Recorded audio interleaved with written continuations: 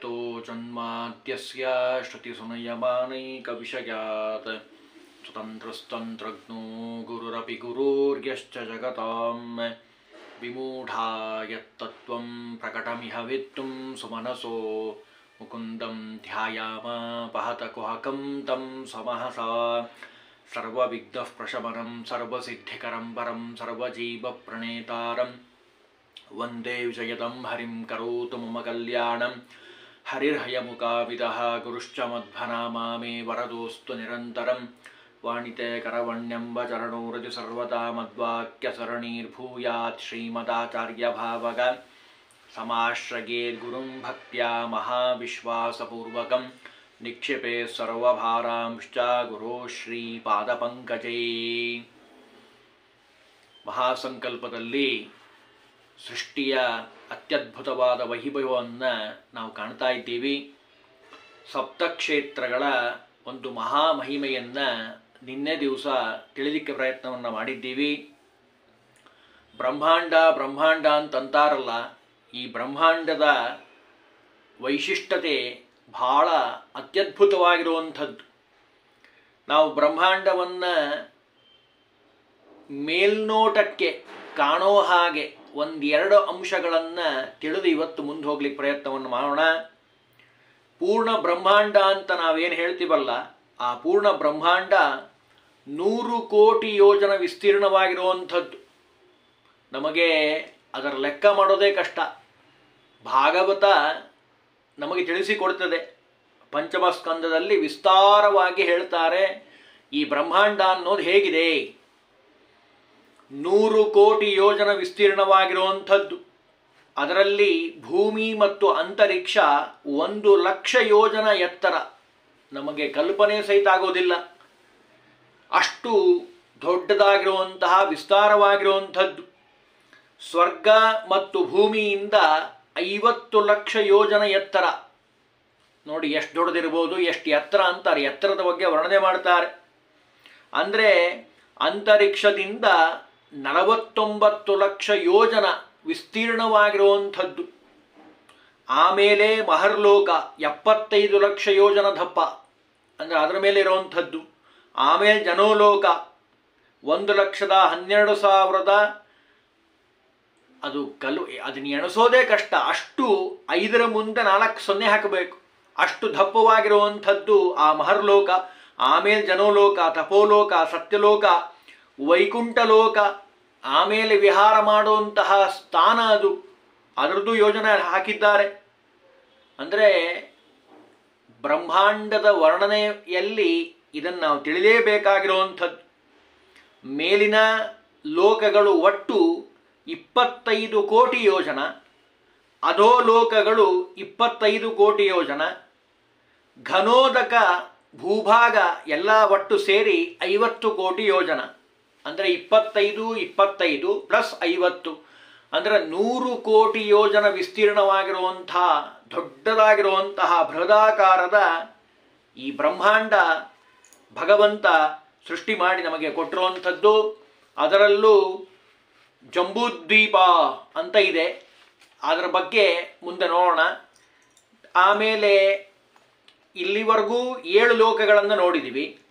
ಮೇಲಿರುವಂತಹ 7 ಲೋಕಗಳು, ಕೆಳಗಿರುವಂತಹ ಅತಳ, ವಿತಳ, ಸುತಳ, ತಲಾತಳ, ರಸಾತಳ, ಮಹಾತಳ, ಪಾತಾಳ, ಹೀಗೆ 7 ಲೋಕಗಳಿದ್ದಾವೆ.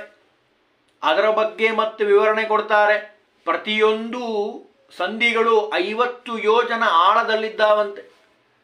ಇದನ್ನೆಲ್ಲ ಗ್ರಂಥಕಾರರು ಬಹಳ ವಿಸ್ತಾರವಾಗಿ ತಿಳಿಸ್ತಾರೆ. ಹೀಗೆ ಒಟ್ಟಾರೆ 100 ಕೋಟಿ ಯೋಜನ ವಿಸ್ತಾರವಾಗಿರುವಂತಹ ಬೃಹದಾಕಾರದ್ದು ಈ ನಮ್ಮ ಬ್ರಹ್ಮಾಂಡ. ಹಾಗಾದರೆ ನಿನ್ನೆ ನಾವು ತಿಳಿಲಿಕ್ಕೆ ಪ್ರಯತ್ನ ಮಾಡಿದ್ದು ಅಷ್ಟದಿಕ್ಪಾಲಕರ ಬಗ್ಗೆ ನೋಡಿದ್ದೀವಿ. ಇದರ ಜೊತೆಗೆ ಅಷ್ಟವಸುಗಳಿದ್ದಾರೆ. ಅನಲ, ಅನಿಲ, ಪ್ರತ್ಯೂಷ, ಪ್ರಭಾಸ, ಸೋಮ, ದ್ರೋಣ, ಆಮೇಲೆ ಅಧ್ವರ, ಧ್ರುವ ಅಂತ ಹೇಳಿ ಅಷ್ಟವಸುಗಳಿದ್ದಾರೆ. ಇವರ ಸ್ಮರಣೆಯೂ ಅತ್ಯಂತ ಅವಶ್ಯಕವಾಗಿರುವಂಥದ್ದು. ಇದರಲ್ಲಿ ಬರುವಂತಹ ದ್ರೋಣ ಅವರು ಅತ್ಯಂತ ಪ್ರಖ್ಯಾತರಾಗಿರುವಂಥವರು. ಅದರಲ್ಲೂ ಈ 8 ಜನ ಏನಿದ್ದಾರಲ್ಲ ಅಷ್ಟವಸುಗಳು, ಇವರ ಸಾಧನೆ ಅತ್ಯಪೂರ್ವವಾಗಿರುವಂಥದ್ದು ಅಂತ ಹೇಳ್ತಾರೆ. ಇದರ ಜೊತೆಗೆ 9 ಗ್ರಹಗಳಿದ್ದಾವೆ, ನವಗ್ರಹಗಳು. ನವಗ್ರಹ ಪೂಜೆಯನ್ನು ಮಾಡಿದ ಮೇಲೆ ಎಲ್ಲ ಕರ್ಮಗಳನ್ನು ಮಾಡುವಂಥದ್ದು. ಅದು ವಿವಾಹ ಆಗಿರಬಹುದು ಅಥವಾ ಉಪನಯನ ಆಗಿರಬಹುದು. ಶುಭ ಕಾರ್ಯಗಳನ್ನು ಮಾಡಬೇಕಾದ್ರೆ ಗಣಪತಿಯ ಪೂಜೆಯನ್ನು ಮಾಡಿ, ಪುಣ್ಯಾಹವಾಚನ, ನಂದೀಶ್ರಾದ್ದ ಇದೆಲ್ಲ ಮಾಡಿದ ಮೇಲೆ ಸಂಕಲ್ಪದಲ್ಲೇ ನಾವು ಹೇಳ್ತಿರೋದು, ಈಗ ಮಹಾಸಂಕಲ್ಪದಲ್ಲಿ ನವಗ್ರಹಗಳ ಆರಾಧನೆಯನ್ನು ಮಾಡಿದ ಮೇಲೆ ಮುಂದಿನ ಕಾರ್ಯವನ್ನು ಮಾಡುವಂಥದ್ದು. ಹಾಗಾಗಿ ಆ ನವಗ್ರಹಗಳ ಬಗ್ಗೆನೂ ನಾವು ತಿಳಿಯಬೇಕು. ನವಪಾಷಾಣ ಅಂತ ಇದೆ, ಪ್ರಖ್ಯಾತವಾಗಿರುವಂಥದ್ದು. ರಾಮೇಶ್ವರಕ್ಕೆ ಹೋಗಿರೋರಿಗೆಲ್ಲ ಗೊತ್ತಾಗತ್ತೆ ಆ ನವಪಾಷಾಣದ ಮಹಿಮೆ ಅಪೂರ್ವವಾಗಿರುವಂಥದ್ದು. ಮಹಾಸಂಕಲ್ಪದಲ್ಲಿ ಸೂರ್ಯ, ಚಂದ್ರ, ಅಂಗಾರಕ, ಬುಧ, ಬೃಹಸ್ಪತಿ, ಶುಕ್ರ, ಶನೈಶ್ವರ, ರಾಹು, ಕೇತಾಕ್ಯ ನವಗ್ರಹ ಪರಿಪಾಲಿತೆ ಅಂತ ಸಂಕಲ್ಪ ಹೇಳ್ತದೆ, ಮಹಾಸಂಕಲ್ಪ. ಹಾಗಾದರೆ 9 ಜನ ಇವರಿದ್ದಾರೆ ನವಗ್ರಹಗಳು, 7 ಜನ ಗ್ರಹಗಳು, ಜೊತೆಗೆ ರಾಹು ಮತ್ತು ಕೇತು, ಒಟ್ಟಾರೆ 9 ಜನ ಅವರಿರುವಂಥದ್ದು. ನವಗ್ರಹ ಮಖಂ ಕೃತ್ವಾ, ಮಖ ಅಂದರೆ ಯಜ್ಞ, ನವಗ್ರಹ ಶಾಂತಿಯನ್ನು ಮಾಡಿ, ತತಃ ಕರ್ಮ ಸಮಾಭರೆ, ಯಾವುದೇ ಕರ್ಮ ಮಾಡಬೇಕಾದ್ರೆ ನವಗ್ರಹವನ್ನು ಆರಾಧನೆಯನ್ನು ಮಾಡಿ ನೀವು ಆ ಕರ್ಮವನ್ನು ಮಾಡಬೇಕಪ್ಪ. ಇದರಿಂದ ಅನ್ಯಥಾ ಪರದಂ ಪುಂಸಾಂ ನ ಕಾಮ್ಯಂ ಜಾಯತೆ ಕ್ವಚಿತ್, ಎಷ್ಟು ಸುಂದರವಾಗಿ ಹೇಳ್ತಾರೆ ನೋಡಿ. ಹಾಗಾಗಿ ನವಗ್ರಹಗಳ ಆರಾಧನೆ ಅತ್ಯಂತ ಅವಶ್ಯಕವಾಗಿರುವಂಥದ್ದು. ಅದರಲ್ಲೂ ಈ ನವಗ್ರಹಗಳೇನಿದ್ದಾರಲ್ಲ, ಈ ನವಗ್ರಹಗಳಲ್ಲಿ ಒಬ್ಬೊಬ್ಬರಿಗೆ ಒಂದೊಂದು ವೈಶಿಷ್ಟ್ಯಪೂರ್ಣವಾದ ಸ್ಥಾನವನ್ನು ಕೊಟ್ಟಿದ್ದಾರೆ. ಪುರಾಣಗಳು ಹೇಳ್ತಾ ಇದ್ದಾವೆ. ಮತ್ಸ್ಯ ಪುರಾಣ ಅಂತ ಇದೆ, ಇವತ್ತಿನಿಂದ ನೋಡೋಣ. ಮತ್ಸ್ಯ ಪುರಾಣದಲ್ಲಿ ಈ ನವಗ್ರಹಗಳ ಬಗ್ಗೆ ಬಹಳ ವಿವರಣೆಯನ್ನು ಕೊಟ್ಟಿದ್ದಾರೆ.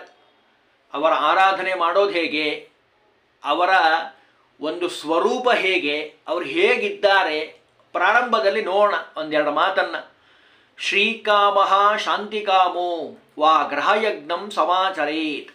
ಸಂಪತ್ತು ಬೇಕು ನಮಗೆ, ಶಾಂತಿ ದೊರೆಯಬೇಕು, ಆಯುರ್ವೃದ್ಧಿಯಾಗಬೇಕು, ಆರೋಗ್ಯ ಇವೆಲ್ಲವೂ ದೊರೆಯುವಂಥದ್ದು ಉಕ್ತ ಕ್ರಮದಿಂದ ಶಾಸ್ತ್ರದಲ್ಲಿ ಹೇಳಿರೋ ಹಾಗೆ ನವಗ್ರಹಗಳನ್ನು ಪೂಜಾ ಮಾಡಬೇಕಪ್ಪ. ಅರ್ಕ ಶುಕ್ರಾರ ನೋಡ್ರಿ ಎಷ್ಟು ಚೆನ್ನಾಗಿ ಹೇಳ್ತಾರೆ. ಅರ್ಕ ಅಂದರೆ ಸೂರ್ಯ, ಇನ್ನು ಶುಕ್ರ ಅಂದರೆ ಎಲ್ಲರಿಗೂ ಗೊತ್ತಿರುವಂಥದ್ದು ಶುಕ್ರಾಚಾರ್ಯರು, ಇನ್ನು ಅರ ಅಂದರೆ ಮಂಗಳ, ರಾಹು, ಕೇತು, ಅರ್ಕಿ ಅಂದರೆ ಅರ್ಕನ ಮಗನಾಗಿರುವಂತಹ ಶನಿ, ಆಮೇಲೆ ಚಂದ್ರ, ಅವನ ಮಗನಾಗಿರುವಂತಹ ಬುಧ ಮತ್ತು ಗುರುಗಳು. ಈ ಗ್ರಹಗಳನ್ನು 9 ಗ್ರಹಗಳನ್ನು ಪೂರ್ವಾದೀನಾಂ ದಶಾಮೀಶಾಹ, ಪೂರ್ವಾದಿ 8 ದಿಕ್ಕುಗಳಲ್ಲಿ ಅವರನ್ನು ಸ್ಥಾಪನೆಯನ್ನು ಮಾಡಿ ಭಕ್ತಿಯಿಂದ ಪೂಜಾ ಮಾಡಬೇಕು ಅಂತ ನಿರ್ಣಯ ಕೊಟ್ಟರು. 8 ಗ್ರಹಗಳನ್ನು 8 ದಿಕ್ಕಿನಲ್ಲಿ ಇಟ್ಟು ಅವರನ್ನು ಅವಶ್ಯವಾಗಿ ಪೂಜಾ ಮಾಡಬೇಕಪ್ಪ. ಇವರನ್ನು ಪೂಜಾ ಮಾಡೋದರ ಮೂಲ ಉದ್ದೇಶ ಏನು ಅಂದರೆ, ಇವರು ಯಾರೂ ಸ್ವತಂತ್ರರಲ್ಲ. ಮೊದಲು ಸರಿಯಾಗಿ ಚೆನ್ನಾಗಿ ತಿಳ್ಕೊಳ್ಬೇಕು, ಯಾವ ಗ್ರಹಗಳು ಸ್ವತಂತ್ರರಲ್ಲ. ಮತ್ತು ಯಾರು ಕೊಡ್ತಾರೆ ಫಲವನ್ನು? ಭಗವಂತನ ಒಂದೊಂದು ರೂಪಗಳು ಆ ನವಗ್ರಹಗಳಲ್ಲಿದ್ದು ಫಲವನ್ನು ಕೊಡ್ತಾ ಇದ್ದಾವೆ. ಅದನ್ನೂ ಮತ್ಸ್ಯ ಪುರಾಣನೇ ಹೇಳ್ತದೆ ನೋಡಿ. ಜೀವಾನಾಂ ಕರ್ಮ ಫಲದೋ ಗ್ರಹರೂಪಿ ಜನಾರ್ದನಃ. ಸಾಕ್ಷಾತ್ ಭಗವಂತ ಆ ಗ್ರಹಗಳಲ್ಲಿ ಕೂತು ಅನುಗ್ರಹವನ್ನು ಮಾಡ್ತಾನೆ. ದೈತ್ಯಾನಾಂ ಬಲನಾಶಾಯ, ಇಲ್ಲಿ ಕೂತು ಏನು ಮಾಡ್ತಾನೆ ಭಗವಂತ? ದೈತ್ಯರು ಅಂತ ಯಾರಿದ್ದಾರಲ್ಲ ಅವರ ಬಲವನ್ನು ಕ್ಷೀಣಿಸಿ ಹಾಕ್ತಾನೆ, ತೆಗೆದು ಹಾಕ್ತಾನೆ. ಇನ್ನು ದೇವಾನಾಂ ಬಲವೃದ್ಧಯೇ, ದೇವತೆಗಳು ಸಜ್ಜನರು ಅಂತ ಯಾರಿದ್ದಾರೋ ಅವರಿಗೆ ಒಳ್ಳೆಯ ಬಲವನ್ನು ಕೊಡ್ತಾನೆ. ಕರ್ಮ ಸಂಸ್ಥಾಪನಾರ್ಥಾಯ ಗ್ರಹ ಜಾತ ಶುಭಾಕ್ರಮಾತ್. ಮತ್ಸ್ಯಪುರಾಣ ಬಹಳ ಸುಂದರವಾಗಿ ಹೇಳ್ತದೆ. 9 ನವಗ್ರಹಗಳು ನಮಗೆಲ್ಲ ಗೊತ್ತು. ಆ 9 ಗ್ರಹಗಳಲ್ಲಿ 9 ರೂಪದಿಂದ ಭಗವಂತ ಇದ್ದು ಅನುಗ್ರಹ ಮಾಡ್ತಾನೆ. ಅಂದರೆ ನೋಡಿ, ಇದರಿಂದ ನಮಗೆ ಗೊತ್ತಾಗುವಂಥದ್ದೇನು ಅಂದರೆ, ಶನಿ ಕಾಟ ಇದೆ, ರಾಹು ಕಾಟ ಇದೆ, ಕುಜನ ದೋಷ ಇದೆ ಅಂತ ಹೀಗೆಲ್ಲ ಮಾತಾಡ್ತಿರ್ತಾರೆ, ಬೈತಾರೆ ಕೆಲವರಂತೂ. ಅಯ್ಯೋ ಬಿಡ್ರಿ ಭಾಳ ಕಾಟ ಆಗಿಬಿಟ್ಟದೆ ಅಂತ ಬೈತಾರೆ. ಹಂಗೆಲ್ಲ ಬೈಬಾರದು ಅಂತ ಶಾಸ್ತ್ರದ ಅಭಿಪ್ರಾಯ. ಅವರವರ ಕರ್ಮಗಳಿಗೆ ಅನುಸಾರವಾಗಿ ಆ ಗ್ರಹಗಳು ಸೂಚನೆ ಮಾಡ್ತಾವೆ ಹೊರತು ಯಾ ಗ್ರಹನೂ ಕೆಟ್ಟದಲ್ಲ. ಮತ್ತೆ ಫಲ ಕೊಡೋರು ಯಾರು? ಭಗವಂತ ನಿಂತು ಅನುಗ್ರಹ ಮಾಡ್ತಾನೆ. ಅದನ್ನಿಲ್ಲಿ ಹೇಳ್ತಾರೆ ನೋಡಿ, ಒಂದೊಂದು ಗ್ರಹಗಳಲ್ಲಿ ಒಂದೊಂದು ರೂಪ ಇಟ್ಟಿದ್ದಾನೆ ಭಗವಂತ. ಅಂದರೆ ಆಯಾ ಗ್ರಹಗಳ ದೋಷ ಪರಿಹಾರ ಆಗಬೇಕು ಅಂದರೆ ಆಯಾ ರೂಪವನ್ನು ಚಿಂತನೆ ಮಾಡಿ. ಮತ್ಸ್ಯ ಪುರಾಣ ಬಹಳ ಸುಂದರವಾಗಿ ಹೇಳ್ತದೆ. ಮೊದಲನೇದಾಗಿ ರಾಮಾವತಾರ ಸೂರ್ಯಸ್ಯ, ಸೂರ್ಯ ವಂಶದಲ್ಲೇ ಅವತಾರ ಮಾಡಿರುವಂತಹ ರೂಪ ಭಗವಂತನದು. ರಾಮನಾಗಿ ಬಂದಿದ್ದಾನೆ, ರಾಮಚಂದ್ರ ಅಂತ ಅವನನ್ನು ಕರೀತಾರೆ. ಆ ರೂಪವನ್ನು ಸೂರ್ಯನಲ್ಲಿ ಪೂಜಾ ಮಾಡಬೇಕಂತೆ, ಬಹಳ ಮುಖ್ಯವಾಗಿರುವಂಥದ್ದು. ಇನ್ನು ಎರಡನೇದಾಗಿ ಚಂದ್ರಸ್ಯ ಇದುನಾಯಕ, ಚಂದ್ರನಲ್ಲಿ ಭಗವಂತ ಕೃಷ್ಣ ಪರಮಾತ್ಮನಾಗಿ ಅವತಾರ ಮಾಡಿದ್ದಾನೆ, ಅಲ್ಲಿ ಕೃಷ್ಣನ ರೂಪವನ್ನು ಚಿಂತನೆ ಮಾಡಬೇಕು ಚಂದ್ರನಲ್ಲಿ. ನೃಸಿಂಹೋ ಭೂಮಿಪುತ್ರಸ್ಯ, ಭೂಮಿಯ ಮಗ. ಕು ಅಂದರೆ ಭೂಮಿ, ಜ ಅಂದರೆ ಹುಟ್ಟಿದಂಥವನು, ಕುಜ ಮಂಗಳ ಅಂತ ಕರೀತಾರೆ. ಅವನಲ್ಲಿ ನರಸಿಂಹದೇವರ ಪೂಜೆಯನ್ನು ಮಾಡಬೇಕಂತ. ಇನ್ನು ಬುದ್ಧ ಸುತಸ್ಯ ಚ, ಸೋಮನ ಸುತ ಅಂದರೆ ಮಗ ಯಾರು? ಚಂದ್ರ. ಅಲ್ಲ, ಚಂದ್ರನ ಮಗ ಯಾರು? ಬುಧ. ಸೋಮ ಅಂದರೆ ಚಂದ್ರ, ಅವನ ಸುತ ಅಂದರೆ ಬುಧ. ಬುಧನಲ್ಲಿ ಬುದ್ಧ ರೂಪವನ್ನು ಚಿಂತನೆ ಮಾಡಿ. ವಾಮನೋ ವಿಭುದೇಜ್ಯಸ್ಯ ಅಂದರೆ ಗುರುವಿನಲ್ಲಿ ವಾಮನ ರೂಪ. ಇನ್ನು ಭಾರ್ಗವೋ ಭಾರ್ಗವಸ್ಯ ಚ, ಭಾರ್ಗವ ಅಂದರೆ ಪರಶುರಾಮ ದೇವರು. ಶುಕ್ರನಲ್ಲಿ ಆ ಭಾರ್ಗವ ರೂಪಿ ಭಗವಂತನನ್ನ ಚಿಂತನೆಯನ್ನು ಮಾಡಬೇಕಪ್ಪ. ಕೂರ್ಮೋ ಭಾಸ್ಕರ ಪುತ್ರಸ್ಯ, ಎಷ್ಟು ಸುಂದರವಾಗಿ ಹೇಳ್ತಾರೆ ನೋಡಿ. ಕೂರ್ಮ ರೂಪದಿಂದ ಭಗವಂತ ಭಾಸ್ಕರನ ಪುತ್ರನಲ್ಲಿ ಇರುವಂಥದ್ದು. ಕೂರ್ಮರೂಪಿಯಾಗಿ ಭಾಸ್ಕರನ ಪುತ್ರ ಯಾರು? ಎಲ್ಲರಿಗೂ ಗೊತ್ತಿರುವಂಥ ಶನೇಶ್ಚರ. ಅವನಲ್ಲಿ ಕೂರ್ಮರೂಪಿಯಾಗಿರ್ತಾನಂತ. ಕೂರ್ಮರೂಪದ ಸ್ಮರಣೆಯನ್ನು ಯಾರು ಮಾಡ್ತಾರೋ ಅವರಿಗೆ ಶನಿದೋಷ ಉಂಟಾಗೋದಿಲ್ಲ. ಇನ್ನು ಸೈಂಹಿಕೇಯಸ್ಯ ಸೂಕರ, ಸೂಕರ ಅಂದರೆ ವರಾಹ. ವರಾಹ ರೂಪದಿಂದ ಭಗವಂತ ಸಿಂಹಿಕೆಯ ಗರ್ಭ ಸಂಭೂತನಾಗಿರುವಂಥ ರಾಹುವಿನಲ್ಲಿ ಕೂತು ಅನುಗ್ರಹವನ್ನು ಮಾಡ್ತಾನೆ. ಕೇತೋರ್ ಮೀನಾವತಾರಶ್ಚ, ಮತ್ಸ್ಯ ಪುರಾಣನೇ ಹೇಳ್ತಿರೋದು ಈ ಮಾತನ್ನ. ಕೇತುವಿನಲ್ಲಿ ಮತ್ಸ್ಯ ಅವತಾರದಿಂದ ಭಗವಂತ ಇದ್ದು ಅನುಗ್ರಹವನ್ನು ಮಾಡ್ತಾನೆ. ಅಂದ್ರೆ ನೋಡಿ, ಒಟ್ಟಾರೆ ರಾಮದೇವರು, ಕೃಷ್ಣದೇವರು, ನರಸಿಂಹದೇವರಾಗಿ ಬುದ್ಧ, ವಾಮನ, ಪರಶುರಾಮ, ಕೂರ್ಮ, ವರಾಹ, ಮತ್ಸ್ಯ ಹೀಗೆ 9 ರೂಪಗಳಿಂದ ಇದ್ದು ಭಗವಂತ ಏನು ಮಾಡ್ತಾನೆ? ನವಗ್ರಹಗಳಲ್ಲಿ ಆರಾಧನೆಯನ್ನು ಮಾಡಿಸ್ಕೊಳ್ತಾನೆ. ಅಂದರೆ ಒಂದೊಂದು ರೂಪದ ಆರಾಧನೆಯನ್ನು ಮಾಡಬೇಕು ಅಂದರೆ ಒಬ್ಬೊಬ್ಬ ದೇವತೆಯನ್ನು ತಿಳಿದು ಆರಾಧನೆಯನ್ನು ಮಾಡಬೇಕು ಅನ್ನೋದು ಮತ್ಸ್ಯ ಪುರಾಣದ ಅಭಿಪ್ರಾಯ. ಅಂದರೆ ದೇವತೆಗಳಲ್ಲಿ, ನವಗ್ರಹಗಳಲ್ಲಿ ಭಗವಂತನ ಒಂದೊಂದು ರೂಪದಿಂದ ನೀವು ಉಪಾಸನೆ ಮಾಡಿದ್ದೇ ಆದರೆ ಭಗವಂತ ಅನುಗ್ರಹ ಮಾಡ್ತಾನೆ. ಹಾಗಾದರೆ ಸೂರ್ಯನಲ್ಲಿರುವಂಥ ರೂಪ ಯಾವುದು? ಸೂರ್ಯ ಹೇಗಿದ್ದಾನೆ ಅನ್ನೋದನ್ನೇ ಮತ್ಸ್ಯ ಪುರಾಣ ವಿಸ್ತಾರವಾಗಿ ಹೇಳ್ತದೆ. ಮೊದಲು ಸೂರ್ಯನನ್ನು ತಿಳಿದುಕೊಳ್ಳಿಕ್ಕೆ ಪ್ರಯತ್ನವನ್ನು ಮಾಡೋಣ. ಪದ್ಮಾಸನ ಪದ್ಮಕರ ಪದ್ಮಗರ್ಭ ಸಮದ್ಯುತಿ ಸಪ್ತಾಶ್ವ ಸಪ್ತರಜ್ಜುಶ್ಚ ತ್ರಿಭುಜ ಸ್ಯಾತ್ ಸದಾರವಿ. ನೋಡಿ, ಈ ಶ್ಲೋಕವನ್ನು ಸೂರ್ಯನ ಧ್ಯಾನ ಮಾಡುವಂತಹ ಸಂದರ್ಭದಲ್ಲಿ ಚಿಂತನೆಗೆ ಬಹಳ ಸುಂದರವಾಗಿರುವಂತಹ ಧ್ಯಾನ ಶ್ಲೋಕ. ಸೂರ್ಯ ಹೇಗಿದ್ದಾನೆ? ಪದ್ಮಾಸನ, ಪದ್ಮಾಸನ ಕುಳಿತುಕೊಂಡಿದ್ದಾನೆ.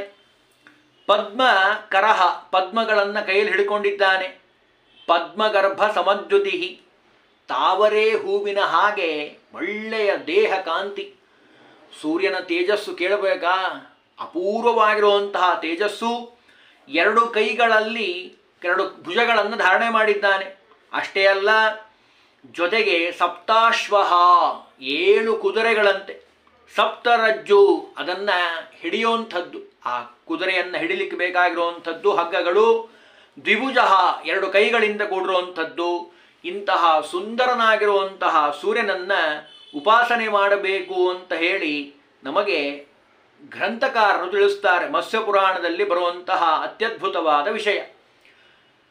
ಇನ್ನು ನಾಳಿನ ದಿವಸ ಸೂರ್ಯನ ಬಗ್ಗೆ ಅನೇಕ ವಿವರಣೆಗಳಿದ್ದಾವೆ, ಅದನ್ನು ತಿಳಿಲಿಕ್ಕೆ ಪ್ರಯತ್ನವನ್ನು ಮಾಡೋಣ.